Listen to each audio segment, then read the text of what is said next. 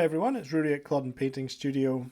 Today's painting guide is going to be for this plastic Perry Miniatures American Civil War Confederate States of America infantry officer.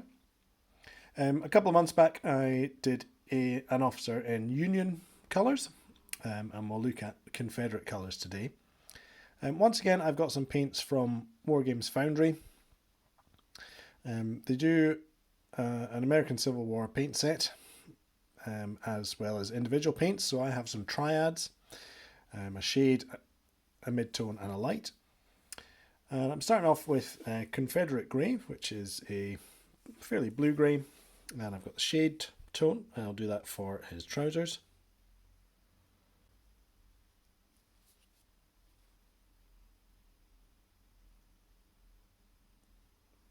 And once I've done both legs, I'll move on to the jacket. This is Rebel Grey, shade from Foundry. I'm painting his jacket, but I'm going to avoid the cuffs and the collar. You can see on this Perry plastic model there is some sculpted lace on the cuffs, so I'll try and avoid that as best I can.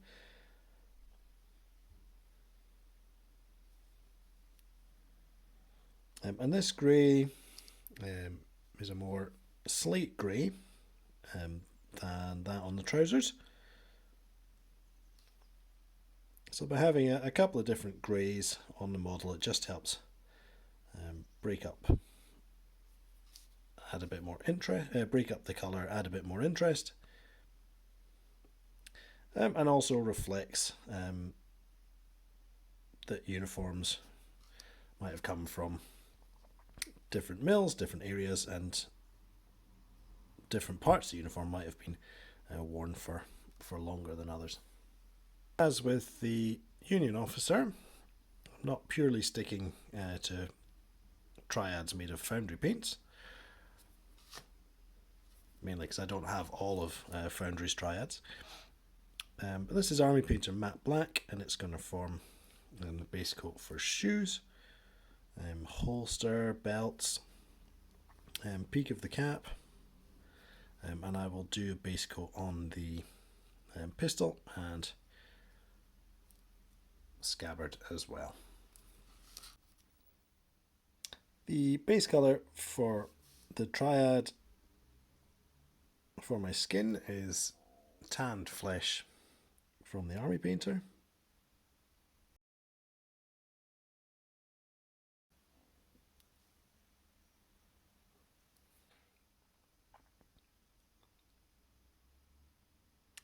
So I've taken some flat brown as the base colour for his hair and moustache. I'm also going to use the flat brown to start picking out some of the lace on the model as the base colour. This is going to be a yellow gold style lace. So if we look at his hat, first of all, there's an embroidered ring round the top. This has 4 vertical bits of stitching, so at the front and back and sides.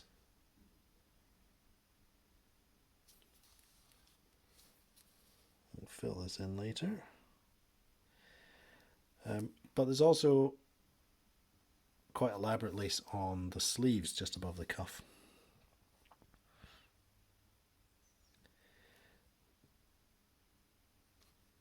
What I'm not too concerned about is if I end up going over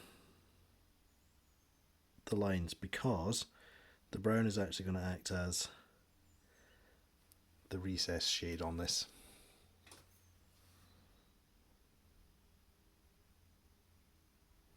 A sculpted detail like this is always really handy when you're sort of freehanding this on. It's a lot trickier. I have some Vallejo extra opaque heavy blue, and I'm going to use this to fill in the fabric of the kepi. I'm also going to use this on the collar.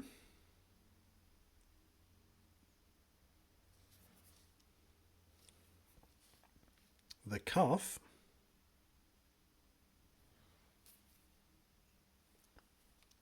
And one final thing I'm going to add is a stripe, vertical stripe down the outside of the trouser leg.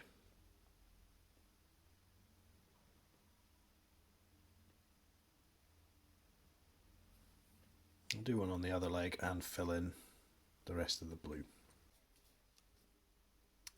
With some Vallejo game tinny tin, which reminds me very much of the sadly defunct Citadel tin bits, I'm picking out the metal on the model, so that includes our scabbard,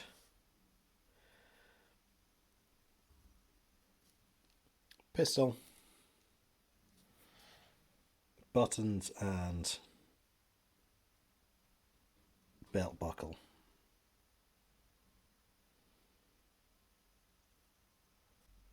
So I've got the base colours all on, all the Foundry shade tones plus the other base for my homemade triads. So time to apply the midtones, and the midtones practically cover everything apart from the deepest recesses.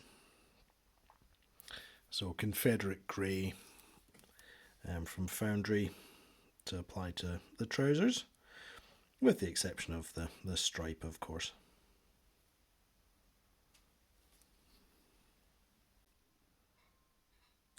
Midtone for the jacket is Foundry Rebel Grey.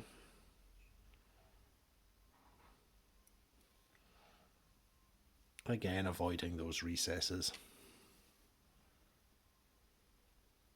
but largely covering the rest of the surface.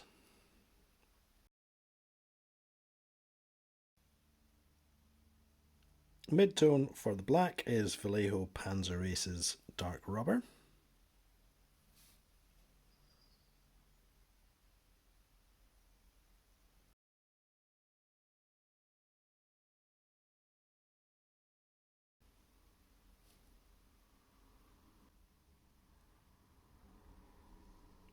Middle layer for the skin is Army Painter Barbarian Flesh.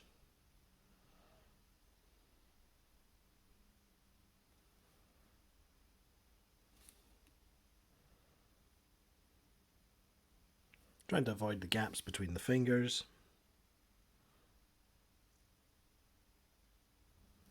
Just add a bit of shade in there.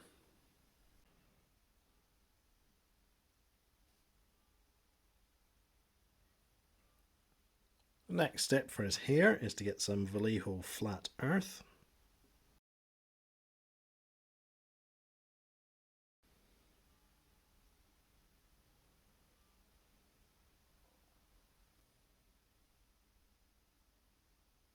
So the yellow lace, I am using some Vallejo Heavy Goldbrown. It's from the extra Opaque range.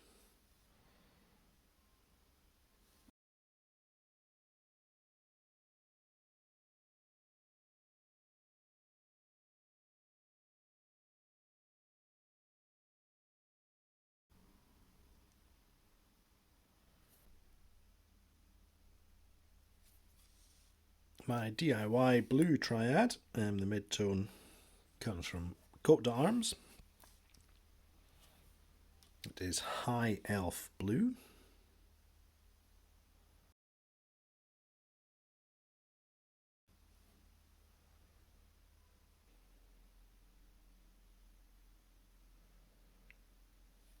This is Vallejo Metal Aluminium.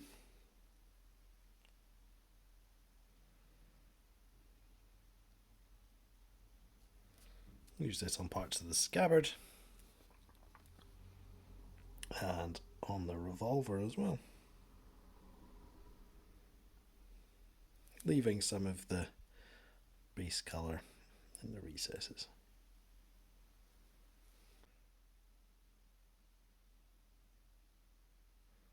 This is Vallejo model brass.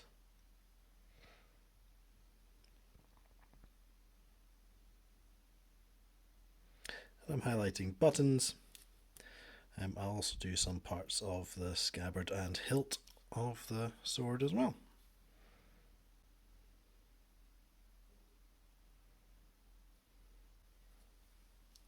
On the home stretch now, with the final highlight layer of the triads.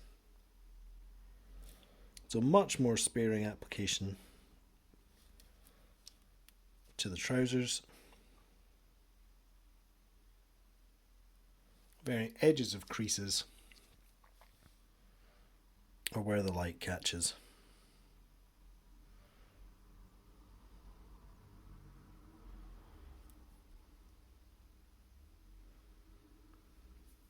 That's finishing off the Confederate grey.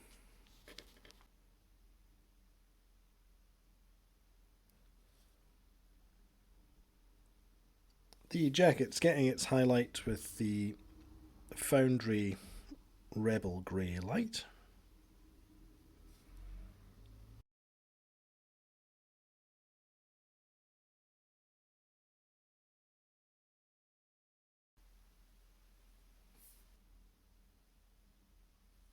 To highlight the black, I'm using a very sparing amount of Vallejo neutral grey.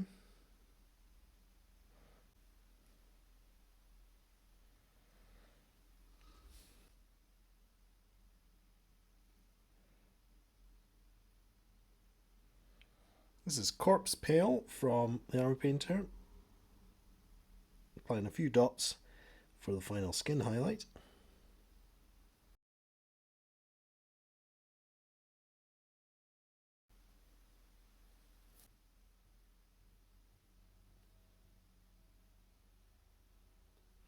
The final highlight for the hair is Vallejo light brown.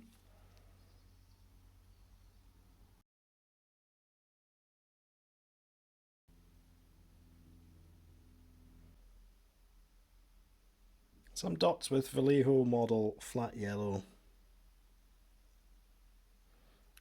Well, that is the final highlight on the lace work.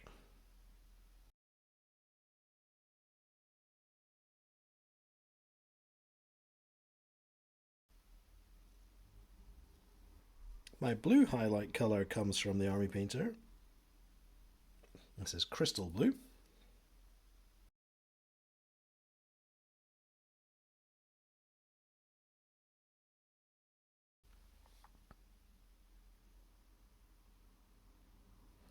This is Vallejo Metal Chrome for the final highlight on the steel.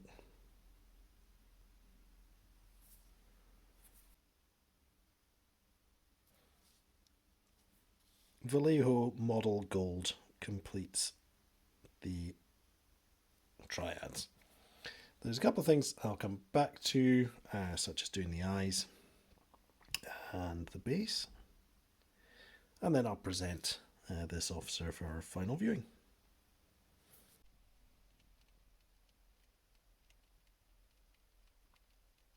And here's the finished model, base now with the eyes dotted in. Hopefully this has been a useful video for anyone wanting to do more with triads. I think that they have a nice finish where you get a sort of a gradient from light to dark. Downside using triads is that perhaps you lack some of the definition between materials that you might expect if you were using a wash on the model. There's nothing to stop you combining the processes or going back in with some thinned black paint and a brush to do some black lining in between your different materials on the model. But I wanted this to be another experiment in pure triad painting, just like I did with the Union officer. Thanks for watching. If you've got any comments, please leave them below. And I'll be sure to read them and reply, and we'll get back to you soon with another new video. Bye.